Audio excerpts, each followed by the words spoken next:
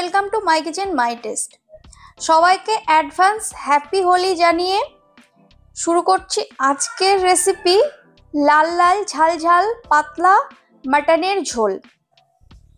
চ্যানেলটি সাবস্ক্রাইব করে আমার পাশে থাকবেন আর পাশে রাখা বেল আইকনটি প্রেস করে দেবেন নতুন নতুন ভিডিওর আপডেটগুলি সবার আগে পাওয়ার জন্য। ভিডিওটি স্কিপ না করে শেষ পর্যন্ত দেখবেন, না হলে লাল ঝোলের সিক্রেটটা মিস করবেন। এই জিভে জল আনা মাটন ঝোল রেসিপি আপনাদের কেমন লাগলো অবশ্যই কমেন্ট করে জানাবেন, আর ভালো লাগলে একটি লাইক অবশ্যই করবেন, আর আপনাদের ফ্যামিলি ফ্রেন্ডসদের সাথে অবশ্যই রেসিপিটি শেয়ার করবেন। এই লাল লাল মাটনের রোগান দেখে জিভের জল আটকানো সম্ভব হচ্ছে না তো? তাহলে এবার ঝটপট রেসিপিতে আসি। প্রথমে কড়াইতে সর্ষের তেল দিয়ে দিলাম। তেলটা গরম হয়ে গেলে তেজপাতা, শুকনো লঙ্কা আর জিরে ফোড়নে দিয়ে দিলাম। এরপর কুচো করে রাখা পেঁয়াজটা দিয়ে দিলাম। এবার পেঁয়াজটাকে একটু নেড়ে নেব। পেঁয়াজটা একটু সফট হয়ে গেলে এবার থেতো করা রসুন দিয়ে দিতে হবে। দিয়ে দিলাম থেতো করা রসুন। পেঁয়াজ রসুনটাকে ভালো করে নেড়ে দিলাম। এবারে দিয়ে দিচ্ছি গোটা গরম মশলা। এখানে লবঙ্গ, এলাচ, দারচিনি আছে। এরপরে দিয়ে দিলাম আলুটাও পেঁয়াজ রসুনের সাথে সুন্দর করে ভেজে নিলাম। এরপরে দিয়ে দিলাম মশলা, আদা, জিরে, শুকনো লঙ্কা আর 4-5টা কাজু একসাথে পেস্ট করে নিয়েছিলাম। এরপরে দিয়ে দিচ্ছি মাটনটা।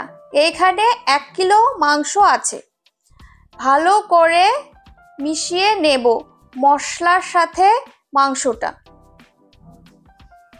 মেশানো হয়ে গেছে। এবার স্বাদ মতো লবণ দিয়ে দিলাম আর পরিমাণ মতো হলুদ দিয়ে দিলাম। আরও একটু তেল লাগবে, তাই আমি আর একটু সর্ষের তেল দিয়ে দিলাম। এবারে ভালো করে লবণ হলুদটা মিশিয়ে নেব আর একটু কষে নিতে হবে। কষিয়ে নেওয়ার পর জল দিয়ে দিলাম সেদ্ধ হবার জন্য। একটু নেড়ে দিয়ে এবার ঢেকে দেব। গোটা রসুন দিয়ে দিলাম। এবার ঢেকে দিলাম। কিছুক্ষণ পর ফিরে এলাম। একটু নেড়ে দিতে হবে। বারবার একটু করে ঢাকনা খুলে খুলে নেড়ে দিতে হবে। মোটামুটি 3-4 বার এটা করতে হবে। এর মধ্যেই মাংসটা সেদ্ধ হয়ে যাবে। মাংসটা আমার সেদ্ধ হয়ে গেছে। এবার ভালো করে কষিয়ে নিতে হবে।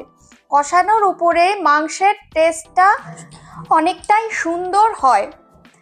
সুন্দর করে একটু সময় নিয়ে ভালো করে কষিয়ে নিতে হবে, তাহলে মাংসটা অনেক বেশি টেস্টি হবে। এবার মশলা থেকে তেল ছেড়ে গেছে। আমি পরিমাণ মতো ঝোলের জন্য জল দিয়ে দিলাম। আমি পাতলা ঝোল করব, তাই জলের পরিমাণটা একটু বেশি দিলাম। যেহেতু লাল লাল ঝাল ঝাল পাতলা মাটনের ঝোল হবে, তাই আমি পাতলা ঝোল রেখেছি। ঝোল ফুটে গেছে। গরম মশলা দিয়ে ঢেকে দিলাম। ফ্লেম কমিয়ে কিছুক্ষণ পর খুললাম। রোগানগুলো ওপরের দিকে সুন্দরভাবে ভেসে উঠেছে ঢাকনা চাপা দিয়ে কিছুক্ষণ ফ্লেম কমিয়ে রাখার কারণে। এইভাবে বানিয়ে হোলি এনজয় করুন। ভিডিওটি শেষ পর্যন্ত দেখার জন্য ধন্যবাদ।